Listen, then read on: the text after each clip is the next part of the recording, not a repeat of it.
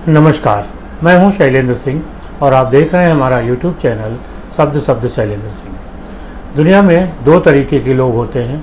एक वो होते हैं जो अपनी असफलता के लिए खुद को जिम्मेदार मानते हैं और फिर देखते हैं कि किन कारणों से वो असफल हुए।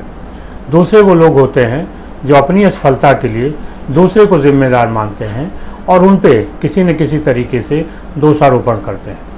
आज बात कर रहे हैं राष्ट्रीय स्वयंसेवक संघ के पूर्णकालिक सदस्य इंद्रेश कुमार की, जो राष्ट्रीय मुस्लिम मंच के मार्गदर्शक भी हैं, संयोजक भी हैं।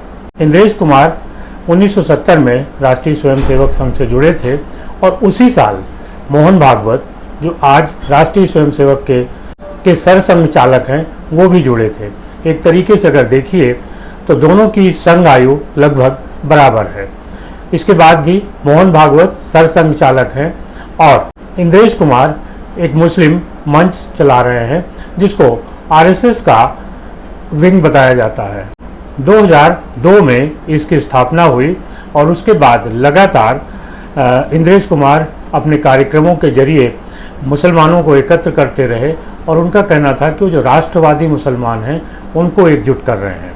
हालांकि संघ भी इस दिशा में काम कर रहा था और वो भी कुछ लोगों को अपने से जोड़ने की मुहिम चला रहा था।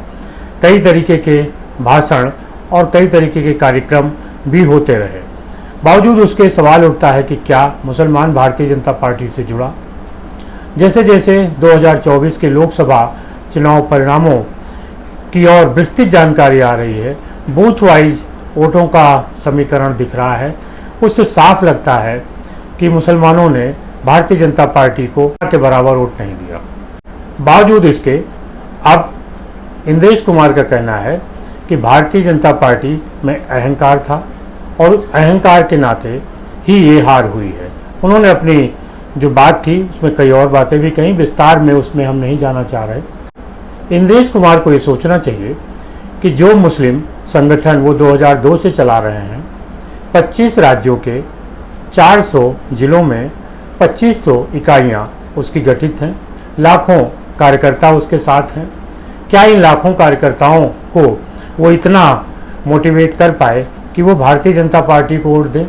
अगर उन्होंने भारतीय जनता पार्टी को वोट दिया होता तो क्या उन बूथों पे जहां भारतीय जनता पार्टी को बिल्कुल भी वोट नहीं मिले हैं मुसलमानों के, वो मिले नहीं होते? हालांकि भारतीय जनता पार्टी की बात करें तो वो लगातार मुसलमानों को जोड़ने के लिए प्रयास करती रही है। भारतीय जनता पार्टी के संस्थापक थे सिकंदर बख्त, उनको साथ लिया।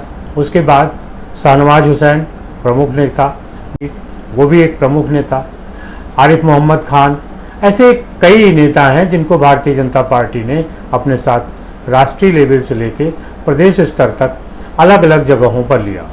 बावजूद उसके न सिर्फ भारतीय जनता पार्टी के पक्ष में कभी मुसलमान आए और ना ही इन मुस्लिम नेताओं को जो भारतीय जनता पार्टी के साथ थे उन्होंने कभी मुसलमान माना। ऐसे में जो इंद्रेश कुमार की रणनीति थी, जो उनका आंदोलन था, वो फेल हो गया था। और इंद्रेश कुमार ये बात मानने को तैयार नहीं है कि 2002 से जो आंदोलन वो मुस्लिमों को जोड़ने के लिए, उनको राष्ट्रवादी सोच से जोड़ने के लिए चला रहे थे, वो नहीं चल पाया। अगर वो चला होता तो वो लोग भारतीय जनता पार्टी को वोट देते। भारतीय जनता पार्टी में बीच बीच में ऐसे प्रयास होते रहे हैं। 2014 का जब चुनाव नरेंद्र मोदी ने जीता, फिर 2019 का जब उन्होंने बहुमत के साथ जीता, तो उनका प्रयास था कि मुसलमानों को जोड़ा जाए।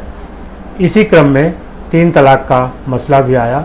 भारतीय जनता पार्टी को लग रहा था कि 3 तलाक के इशू पे बहुत सारी मुस्लिम महिलाएं उनके साथ जुड़ेंगी। इसके बाद भारतीय जनता पार्टी को अपने लाभार्थी वर्ग पे बड़ा गुमान था, भरोसा था। इस लाभार्थी वर्ग के सहारे भी भारतीय जनता पार्टी ये कहना चाह रही थी कि लाभार्थी वर्ग जो सरकारी योजनाओं का लाभ उठा रहा है वो भी भारतीय जनता पार्टी को वोट दे रहा है, उसमें बहुत सारे मुस्लिम भी हैं।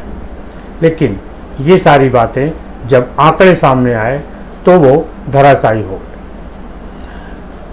2024 के लोकसभा चुनाव में भारतीय जनता पार्टी जिस समय चुनाव लड़ रही थी, उसी समय फर्रुखाबाद में सलमान खुर्शीद की भतीजी है मारिया, जो समाजवादी पार्टी की नेता हैं, उन्होंने वोट जिहाद की बात की थी।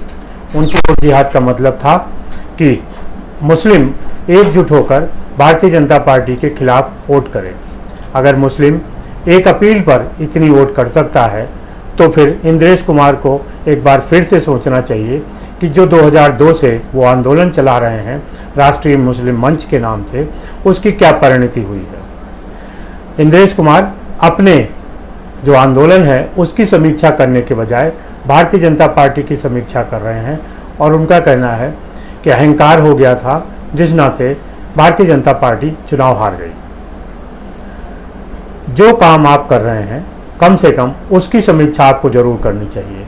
इंद्रेश कुमार मुस्लिम राजनीति को देश से जोड़ना चाहते थे, राष्ट्रवाद से जोड़ना चाहते थे। बार बार ये बात वो कह रहे हैं कि उनका मुस्लिम मंच बहुत बड़ा है, सक्रिय है, लाखों करोड़ों कार्यकर्ता हैं। आखिर वो कार्यकर्ता राष्ट्रवादी सोच से जुड़े, ये एक बार इंद्रेश कुमार को सोचना चाहिए। अगर वो नहीं जोड़ पाए हैं तो उनका आंदोलन फेल समझा जाएगा और ऐसे में उन्हें भारतीय जनता पार्टी पर दोषारोपण करने के बजाय खुद के बारे में सोचना चाहिए कि वो जिस मुहिम को लेकर आगे चले थे आज वो किस जगह है। आपको क्या लगता है कि क्या मुसलमान भारतीय जनता पार्टी को वोट देता है? ज़रूर बताइएगा। शुक्रिया, धन्यवाद।